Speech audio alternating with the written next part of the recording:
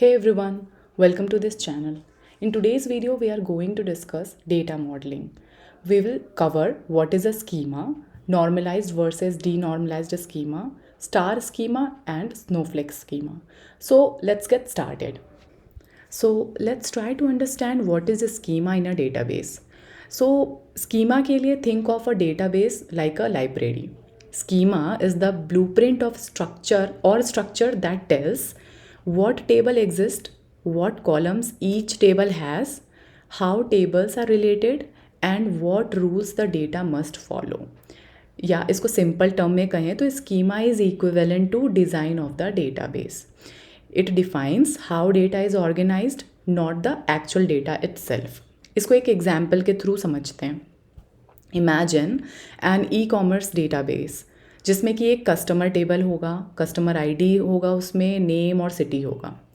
फिर सेकेंड एक order table होएगा. ऑर्डर टेबल में order ID, customer ID and amount होएगा.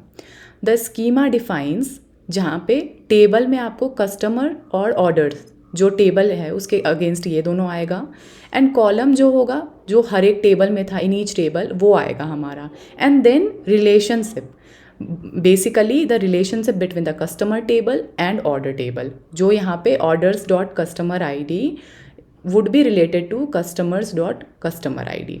सो बेसिकली ये रिलेशनशिप वही चीज़ है जो जिस बेसिस पे अपन SQL में ज्वाइन करते हैं. तो ये तीन चीज़ें जो है वो डिफाइन होएंगी स्कीमा के अंडर में. Types of schema in data warehousing. तो when working in analytics you will mostly hear about first star schema, second snowflake schema, and sometimes galaxy schema. In this video we will cover star schema and snowflake schema. These are data warehouse modeling techniques. Now before jumping to understand कि ये दोनों schema क्या है, like in terms of pros and cons and then difference, we will first try to understand कि what does normalized and denormalized mean, because ये दो keyword जो है while explaining these things वो use होएगा, तो पहले ये समझना बहुत ज़रूरी है. तो पहले नॉर्मलाइजेशन पे आते हैं. This is the process of organising data into multiple related tables. क्यों?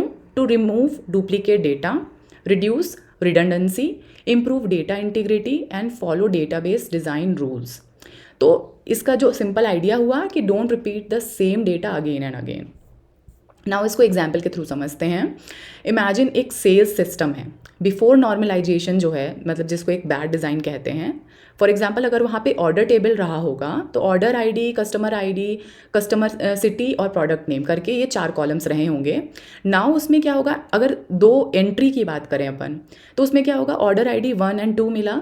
फॉर एग्जाम्पल अगर कस्टमर नेम सेम, मतलब राहुल नाम का एक कस्टमर था, उसी के अगेंस्ट हमें डेटा मिला है, तो यहाँ पे राहुल, उसके करस्पॉन्डिंग उसकी सिटी और उसके करस्पॉन्डिंग उसने क्या प्रोडक्ट खरीदा था, ये तीनों डेटा आएगा. एंड सिमिलरली जो second order same customer, Rahul नाम के सेम कस्टमर ने प्लेस किया होगा, तो अगेन उसका राहुल, उसकी सिटी और जो उसने दूसरा प्रोडक्ट खरीदा होगा उसकी एंट्री आएगी हमारे सेल्स टेबल में.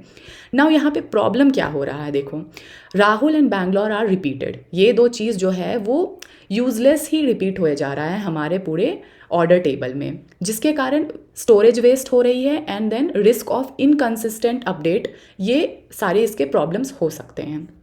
That is why after normalization, जिसको कि गुड डिज़ाइन कहते हैं, we split into multiple table. हम क्या करते हैं, एक कस्टमर टेबल जो है वो भी इंट्रोड्यूस करते हैं जिसमें कस्टमर रिलेटेड डेटा जो है वो स्टोर करेंगे. फॉर एग्जाम्पल यहाँ पे हम क्या करेंगे, राहुल के करस्पॉन्डिंग एक कस्टमर आईडी देंगे, नेम और सिटी यहाँ पे स्टोर करेंगे, रैदर दैन कि हम ऑर्डर टेबल में ही कस्टमर का डिटेल और ऑर्डर डिटेल दोनों ही हम स्टोर करें. और अब जो है यहाँ पे हमारे पास 2 टेबल हो जाएगा आफ्टर नॉर्मलाइजेशन. पहला होगा कस्टमर टेबल जहाँ पे कस्टमर डिटेल्स होंगे, एंड दूसरा होगा जहाँ पे ऑर्डर डिटेल्स होंगे, और वहाँ ऑर्डर डिटेल्स में सिर्फ और सिर्फ अपना कस्टमर आईडी ही होगा. और यहाँ से हमने जितने भी मतलब जो बार बार रिडंडेंट डेटा हो रही थी उसको हमने रिमूव करके एक सेपरेट जो टेबल है उसमें ही हमने डाल दिया. अब रिजल्ट ऑफ नॉर्मलाइजेशन, इससे क्या क्या चेंजेस आएंगे, तो इससे नो रिपीट कस्टमर इन्फो होगा, क्लीन स्ट्रक्चर होएगा, बेटर डेटा इंटीग्रिटी होएगी, and then requires joint to fetch full data. Because यहाँ पे क्या हुआ, टेबल को हमने स्प्लिट कर दिया है, मतलब जो पहले सेल्स टेबल था उसको हमने स्प्लिट कर दिया कस्टमर और ऑर्डर्स में. तो यहाँ पे हमें ज्वाइन की रिक्वायरमेंट होंगी बिकॉज ये 2 सेपरेट टेबल में बन गया है. तो अब डी नॉर्मलाइजेशन को समझते हैं. दैट वॉज नॉर्मलाइज थिंग, अब now this is denormalisation. तो this is opposite of normalisation. It means intentionally adding some redundancy to make queries faster and simpler. Duplicate some data for performing an easy reporting. ये इसका एक one liner statement हुआ. इसको भी example के through समझते हैं. जैसे एक ऑर्डर टेबल है जो अपना स्टार्टिंग वाला टेबल था, उसको हमने क्या किया, order ID, customer name, city और प्रोडक्ट, बेसिकली जो हमारा फर्स्ट सेल्स टेबल था हमने उसको डी नॉर्मलाइज करके फिर से फर्स्ट टेबल में ही उसको कन्वर्ट कर दिया. सो बेसिकली ये जो दो टेबल थी हमारी पहले एग्जाम्पल में, कस्टमर्स और ऑर्डर्स वाले, इसको हमने मर्ज कर दिया और you can say denormalize कर दिया. And then we got this first table जिसमें कि हमारा रिडंडेंट डेटा ऑलरेडी आ रहा था. ऑब्वियसली हमें ऐसा लगेगा कि हम ऐसा क्यों कर रहे हैं, बिकॉज वी ऑलरेडी अंडरस्टूड कि ये चीज़ें बेटर हैं, मतलब in terms of fast queries and all. But we will try to understand कि दोनों का इंपॉर्टेंस क्या है और क्यों अलग अलग अपन नॉर्मलाइजेशन भी समझते हैं एंड डी नॉर्मलाइजेशन भी समझते हैं. So basically this is denormalization. Now coming to our question, why do this even though redundant है? बिकॉज इन एनालिटिक्स यहाँ इसके कारण फ्यूअर जॉइंस होते हैं, फास्टर क्वेरी होती है, ईजियर डैशबोर्ड्स होते हैं एंड सिंपल एसक्यूएल होता है. So that is why we use this kind of denormalised structure. और we will try to understand अब नेक्स्ट कि इस तरह के स्ट्रक्चर में कौन सा एग्जाम्पल होता है, लाइक डी नॉर्मलाइज्ड कौन सा स्कीमा होता है, नॉर्मलाइज्ड कौन सा स्कीमा होता है. Now coming to our main topic, that is star schema. One by one अब हम समझेंगे because we got the idea of what is denormalization and what is normalization. Star schema का definition क्या हुआ? A star schema has one central fact table, multiple surrounding dimension table और dimension table जो होता है वो denormalized होता है. The shape looks like a star. So basically इस टाइप के अगर पिक्चर से समझना चाहेंगे, ये हमारा मेन फैक्ट टेबल है और ये सारे जो है हमारे डिमेंशन टेबल्स हैं. और ये सब के सब जो है एक किसी कंडीशन पे जिसको प्राइमरी की कहेंगे उसके हिसाब से ये सभी लिंक्ड होते हैं या काइंड ऑफ एक रिलेशनशिप में होते हैं. नाउ इनकी क्या इस स्कीमा की क्या कैरेक्टरिस्टिक्स होती है, advantage, disadvantage. So let's discuss this. So denormalized dimension होता है इसका पहला कैरेक्टरिस्टिक. सिंपल जॉइंस होते हैं इसमें, फास्ट क्वेरी परफॉर्मेंस होती है एंड ईजी टू अंडरस्टैंड होता है. इसका एडवांटेज भी ऑब्वियसली कुछ सिमिलर ही होएगा, very fast for reporting, simple SQL queries, easy for business users and best for dashboards. Now obviously कुछ डिसएडवांटेज भी होंगी. तो डेटा रिडंडेंसी होगी जैसा कि हमने एग्जाम्पल्स के थ्रू समझा, मोर स्टोरेज यूजेज होगा एंड लेस स्ट्रिक्ट नॉर्मलाइजेशन होगा. Now coming to snowflake schema. Definition इसका क्या है? It is an extension of star schema where dimension table are normalized. Dimensions split into multiple related tables and structure look like a snowflake. So basically अगर image के through समझें, ये हमारा जो है वो मेन टेबल था, ये हमारा डिमेंशन हो गया एंड उसके करस्पॉन्डिंग भी यहाँ पे फर्दर एक तरह से कहो तो स्प्लिट और क्लासिफिकेशन होता है. सो काइंड ऑफ ये स्नोफ्लेक टाइप का स्ट्रक्चर होता है और एक ये काइंड ऑफ एक्सटेंशन है फॉर द स्टार स्कीमा. जैसे स्टार स्कीमा में बेसिक हमने ये देखा, तो फर्दर इसमें और ज़्यादा जो है वो एडेड हुए जा रहे हैं, स्प्लिट हुए जा रहा है और kind of you can say normalized dimensions add हुए जा रहे हैं. दैट इज़ वाई एक स्नोफ्लेक टाइप का स्ट्रक्चर हो गया है. नाउ इसकी क्या कैरेक्टरिस्टिक्स हैं, एडवांटेज एंड डिसएडवांटेज. तो फर्स्ट इज़ हाईली नॉर्मलाइज्ड है, ये मोर टेबल्स हैं इसमें, लेस रिडंडेंसी है एंड मोर कॉम्प्लेक्स जॉइंट्स हैं. एडवांटेज क्या हुआ? Saves storage, better data integrity, cleaner data model and good for complex hierarchies. Now disadvantage, slower queries, complex SQL, harder for business users and more joints are required.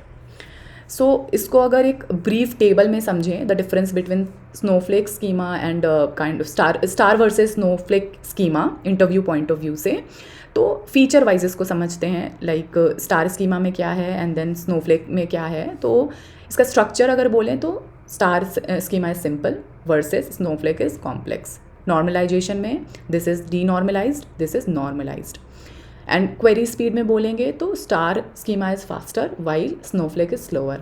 Storage में obviously इसका storage ज़्यादा होगा versus snowflake के comparison में.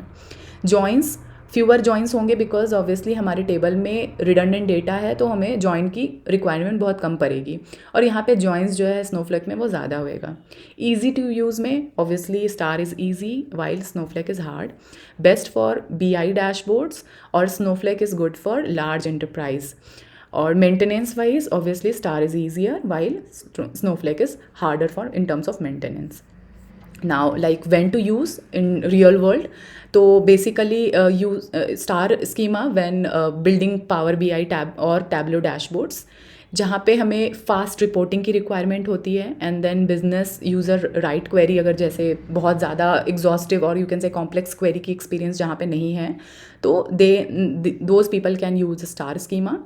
Data size is manageable, and this is very much common in industry. मतलब most of the industry use ये star schema only because ये simple है, fast है, and obviously इसमें queries वगैरह joins जो है वो कम पड़ते हैं use, तो that is why 90% of analytics use these cases. While Snowflake का use case अगर समझें तो very large, जहाँ पे भी dimension table हो, then complex hierarchies हो, storage optimization needed हो, और strong data integrity required हो. So that is all in this video.